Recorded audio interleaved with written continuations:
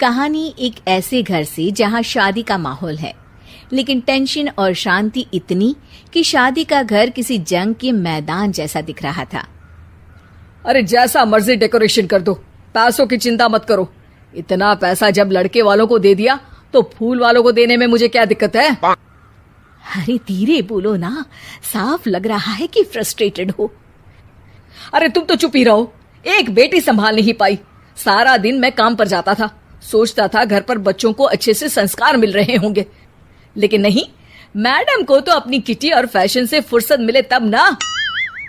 माँ चुपचाप वहां से चली जाती है। समझ में नहीं आता कि आखिर शर्मा खानदान में हो क्या रहा है। कल तक चिड़िया सी फुदकने वाली शीना की शादी यूं अचानक एक मोटे काले लड़के से क्यों हो रही है? शीना कमरे में हाथ में गुड़िया लिए बोलती है, मेरे साथ जो हो रहा है ठीक हो रहा है। तुम तो सब जानती हो, साहिल मेरे लिए भगवान है। अब जब वो ही नहीं मिला तो फिर कोई भी हो, जिंदगी ही तो जीनी है, जी लेंगे। बाहर शीना की बुआ किसी से बात करती है। अरे मोटा नहीं, उसे तो खाते पीते घर का कहते हैं। अब ओबेरॉय का नाम भी किसी को बताने वाली बात है। उनका इकलौता लड़का तो करोड़ों की सामी तो है ही। अरे हमारी शीना बिटिया तो रानी बनेगी, रानी। इन सब के बीच कहीं कोने पर शीना हाथ में मेहंदी सजाए बैठी थी और आंखों में आंसू सजाए। और वो समय भी आ जाता है जब शीना मंडप के नीचे हाथ में वरमाला लिए खड़ी होती है, लेकिन तभी अफरा तफरी मच जाती है। कोई कहता है, अरे लड़के की माँ को हार्ट अटैक आ गया। अरे अच्छी खासी थी, कैसे हो गया? अरे कहते हैं ना, किसी किसी लड़की के पैर अच्छे नहीं होते, हो सकता है कि मनहूस है ये लड़की। शीना पास खड़ी सब सुन रही थी। फिर शीना अपने कमरे में आ जाती है। शादी ये कहकर नहीं होती कि लड़की मनहूस है। अब लगातार शीना के लिए लड़के देखने आते, लेकिन आस पड़ोस या किसी के कहने पर शादी हर बार टूट जाती। लेकिन एक दिन, अंकल, मैं काफी दिनों से आपसे मिलने की कोशिश कर रहा था, लेकिन हिम्मत नहीं हो पा रही थी। अरे बेटा, हिम्मत तो हमारी टूटी पड़ी है। वैसे कौन हो तुम? मेरा नाम साहिल है अंकल।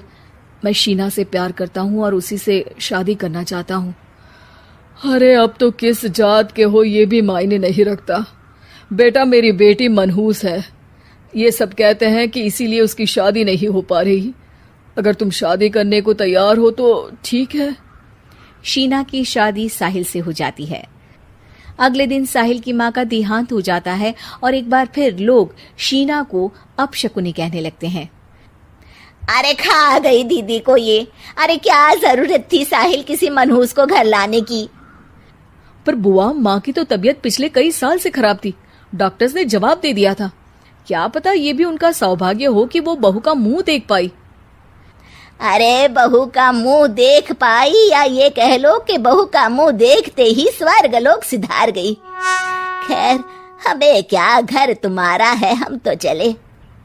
अब शीना को खुद पर ही शक होने लगता है कि कहीं सच में वो अपशकुनी तो नहीं। साहिल, हम दोनों की शादी नहीं हुई होती तो अच्छा था। देखो ना, कैसे पहले मेरी शादी टूटती थी और अब तुम्हारी माँ भी। अरे ऐसा कुछ नहीं होता शीना, अपशकुनी वगैरह कुछ नहीं होता। ये सब तो ईश्वर के खेल हैं। वो शादी तुम्हारी इसलिए टूट गई क्योंकि तुमको मेरी पत्नी बनाना था, और माँ का जाना तो तय था। वो काफी बुजुर्ग थी, साथ ही एक ऐसी बीमारी से जूझ रही थी जिसमें डॉक्टर्स भी उन्हें नहीं बचा पाते। शीना साहिल की बात सुनकर तसल्ली कर लेती है और वहां से चली जाती है। अगले दिन, शीना, अरे ओ शीना। क्या हुआ? उफ, कहीं फिर मेरी वजह से कोई नुकसान? अरे नहीं नहीं शीना, तुम जानती हो, जिस प्रॉपर्टी के केस को हम बरसों से लड़ रहे थे उस पर फैसला आ गया, वो भी हमारे हक में। अब हम करोड़पति हो गए शीना। शीना शांत रहती है। अरे क्या हुआ? करोड़ पत्नी बनकर तुमको खुशी नहीं हुई? शीना की आंखों में पानी आ जाता है। चलिए जी, कुछ तो अच्छा हुआ मेरी जिंदगी में आकर आपके साथ। साहिल शीना को गले लगाकर कहता है, मेरी नई नौकरी भी तुम्हारे ही आने से लगी। ये प्रॉपर्टी का केस जीता। सब कुछ तो तुम्हारे आने के बाद ही हुआ, फिर तुम मनहूस कैसे? ये सुनकर शीना खुश हो जाती है। कहानी उन आम घरों की है जहां खाने वाले तो कई, लेकिन कमाने वाला एक मर्द ही होता है। बावजूद इसके उससे उम्मीदें कम नहीं होती। देखिए जी, सामने वाले वर्मा जी कैसी अच्छी तरह से सफाई करते हैं छुट्टी वाले दिन अपने घर की, और एक आप हैं। अरे यार, उनके पास कार है, ऑफिस पास में है और हफ्ते में 2 दिन की छुट्टी होती है, तो फर्क तो पड़ता है ना। मेरी तो शादी ही गलत हो गई। अरे कोई मस्त लड़का मिलता, कमाता भी, घुमाता भी, घर के कामों में भी मदद करता, लेकिन नहीं जी, हमारे वाले को तो कमाने से फुर्सत ही नहीं, और कमाई भी ऐसी कि कोई जरूरत पूरी ही नहीं हो रही है। सुनील बेचारा शीना को देखकर सोचता है कि शीना सही कह रही है। देखने में सुंदर है, घर का सारा काम कर लेती है, उसे तो कोई भी अच्छा लड़का मिल सकता था। क्या सोच रहे हैं? भागने का इरादा तो नहीं है? अरे नहीं मेरी प्यारी बीवी, मैं तो नहीं, पर डर है कि तुम नहीं कहीं भाग जाओ मुझे छोड़कर। शीला सुनील के मुंह से प्यार भरी बात सुनकर मुस्कुराती है। आप भी ना। सुनील एक दिन ऑफिस से घर आता है कि तभी शीना कहती है, सुनिए जी, वो मेरी सहेली आई थी, सारा दिन वो लोग यहीं थे, अब जा रही थी तो मैंने कहा नहीं नहीं, मेरे पति छोड़ आएंगे ना तुम्हें, तो रोक लिया मैंने। सुनील थोड़ी देर कुछ सोचता है, फिर कहता है, ठीक है, मैं कपड़े चेंज करके आता हूँ। अरे तेरे पति को तो लग रहा है कि अच्छा नहीं लगा। अरे नहीं नहीं, ऐसी कोई बात नहीं है, रुको मैं अभी उन्हें घर के कपड़े देकर आती हूँ। शीना अंदर जाती है जहां सुनील पलंग पर लेटा होता है। अरे क्या मजाक है, वो कह रही है कि आपने मुंह बना लिया। सही तो कह रही है, सुबह से अब ऑफिस से लौटा हूँ, एक कप चाय का तो पूछा नहीं, 20 किलोमीटर जाओ और आओ, और फिर कल उसी टाइम पर ऑफिस। अरे यार, मुझे गाड़ी चलानी आती ना तो बोलती भी नहीं आपको, और कौन सा रिक्शा खींच कर जाना है आपको। सुनील अब क्या बोलता। रात देर से आता है और सो जाता है। अगले दिन शरीर दर्द हो रहा है। अरे तो मत जाओ ना ऑफिस, चलते हैं ना मार्केट घूमने, फिर पिक्चर देखेंगे और रात में खाना खाकर घर वापस।